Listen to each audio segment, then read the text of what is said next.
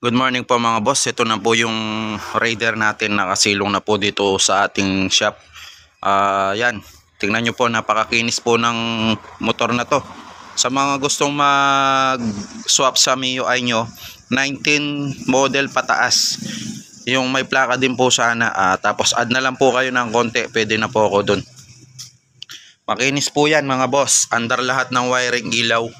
Push start, isang push start lang po andar agad. Hindi po yan nangungulit. Napakatahimik po ng andar.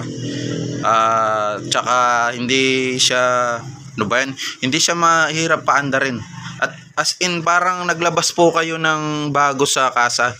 Kung gaano po yung tunog ng bagong labas sa kasa, ganyan din po yung tunog niya. Tsaka yun nga, sinabi ko nga na hindi siya mahirap paandarin. Kasi sa mga ibang model or sa mga ibang radar, pag ganitong model mga boss, wala na sa kondisyon. Pero ito pong motor na to nasa kondisyon pa po 100%. Kasi hindi po to nagagamit nung una may-ari, dati pa lang naka-abroad. Tsaka makikita nyo naman po sa mismong makina, napakakinis, pati serial number po andito pa rin, no? 'Di ba? Malalaman mo na maingat yung may-ari or hindi natin masasabing maingat kasi nasa ibang abroad nga. Ang magadaling salita, hindi siya nagagamit kaya na preserve po nilang ganito. Ayan, no. Naka-rim set po 'yan. May kasamang ano 'yan na alloy rim. Pag kinuha nyo, ibibigay ko po sa inyo yung alloy rim na kasama niyan.